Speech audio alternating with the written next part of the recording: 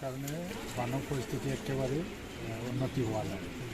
আৰু এইটো তামোলপুৰ বুলি নহয় মই যোৱাকালি বাক্সা জিলাৰ বিভিন্ন ঠাই পৰিদৰ্শন কৰিছোঁ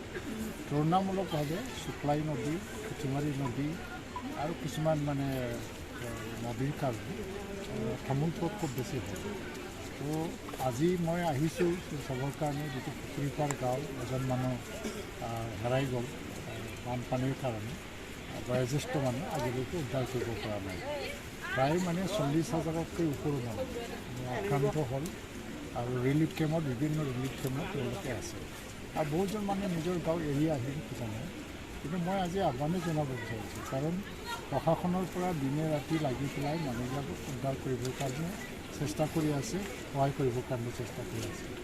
আজিৰ দিনত আমাৰ দায়িত্ব পৰম দায়িত্ব প্ৰথম দায়িত্ব হ'ল যে মানুহৰ জীৱনটো ৰক্ষণাবেক্ষণ দিয়া আৰু কিছুমান ৰাস্তা যদি সৰু সুৰা ভাঙিব গৈ আছে যিটো সৰু সুৰা কাম কৰিলে বাচি যায় তো প্ৰটেকশ্যনৰ কাৰণে কাম কৰিব লাগে যিটো এটা কালভাৰ্ট দেখিছোঁ ব্ৰিজ দেখিছোঁ RCC আৰু এপ্ৰ'চ ৰোড ভাঙিব গৈ আছে মই DCৰ লগত কথা পাতিলোঁ SDOৰ লগতো তাতে সোনকালে মানে এইটো প্ৰটেকশ্যনৰ কাৰণে ব্যৱস্থা কৰিব যিয়ে নহওক মই কেইটামান এৰিয়া আজি চাম আৰু BTCৰ মুৰব্বী ডাঙৰীয়াও ইয়াত মানে ইতিমধ্যে ৰাতিপুৱা মিটিং কৰিছে যিমান মানে ৰেচন লাগে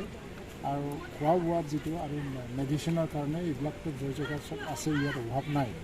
আৰু ইতিমধ্যে জিঅ' বেগবিলাক ইয়াত মই 5,000মান জিঅ' বেগ ষ্টকত ৰখা হৈছে যোৱাকালিৰ পৰা ফাৰ্কোফাইনৰ অলপমান অভাৱ ঘটিছে আৰু সেইটো আলোচনা কৰি থকা হৈছে য'ত য'ত জিঅ' বেগেদি মানে প্ৰটেকশ্যন দিব পাৰে সেইটো প্ৰটেকশ্যন দিবলৈ চেষ্টা কৰা হ'ব আৰু ফাৰ্কোফাইন টেম্পৰেৰিলি বাঁহৰ ফাৰ্কোফাইন কিবা কিবি বনাই পেলাই যদি প্ৰটেকশ্যন দিব পাৰে সেইটো বনাম কিন্তু মেজৰ যিখিনি ডেমেজ হৈ গ'ল সেইটোতো বানপানীৰ পিছতে আমি আকৌ ৰিপেয়াৰ কৰিব লাগে নহ'লে পুনৰ নিৰ্মাণ কৰিব লাগে এৰিয়াৰ কাৰণেতো চাই আছে আৰু আমাৰ জলেন দৈমাৰী আৰম্ভণিৰ পৰা বিধায়ক তেওঁ প্ৰায় ৭০ ঠাইতে গৈ পেলাই দিনে ৰাতি লাগি আছে আৰু ৰিপৰ্টবিলাক আমি পাই আছোঁ আৰু মুখ্যমন্ত্ৰী ডাঙৰীয়াও নিজেই আজি মানে অসমৰ বিভিন্ন ঠাইত বান পৰিদৰ্শন কৰিবৰ কাৰণে ওলাইছে তো গোটেই অসম চৰকাৰ আৰু প্ৰশাসনিক ব্যৱস্থা বানত মানে মানুহক ৰক্ষণাবেক্ষণ দিয়া আৰু বানৰ পৰা বচোৱাৰ কাৰণে লাগি আছে বৰষুণ অলপমান কম হৈছিলে যোৱাকালিলৈকে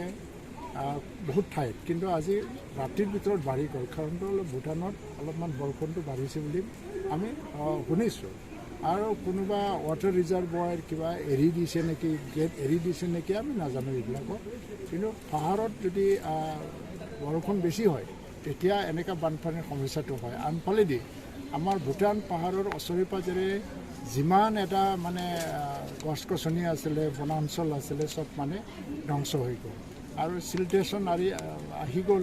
নদীৰ মানে যিটো লেভেলবিলাক মানে ওপৰলৈ আহি গ'ল আকৌ শিল যিবিলাক মানে আজি কোৱাৰী চোৱাৰী ইলিগেলি মানে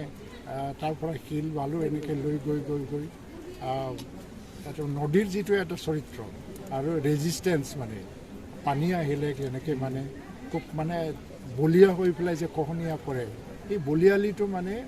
আমাৰ নেচাৰেল প্ৰাকৃতিক এটা ব্যৱস্থাই আছে সেইটোৱে নিয়ন্ত্ৰণ কৰে কিন্তু প্ৰাকৃতিক ব্যৱস্থা আজি মানে খুব বেয়া আমাৰ আমি নিজে তাৰ কাৰণে দায়ী মানুহে দায়ী আৰু আধুনিক সভ্যতাৰ নামত যিখিনি এটা অত্যাচাৰ চলাই আছে সেইটো আমি বন্ধ কৰিব লাগিব গছ গছনি ৰুবৰ কাৰণে আকৌ পাহাৰীয়াৰ যিটো সীমা অঞ্চল আৰু নদ নদীৰ পৰা ওপৰত মানে যিবিলাক শিল বালি এইবিলাক যে লৈ গৈ থকা হৈছে সেইটো বন্ধ কৰিবৰ কাৰণে ব্যৱস্থা ল'ব লাগিব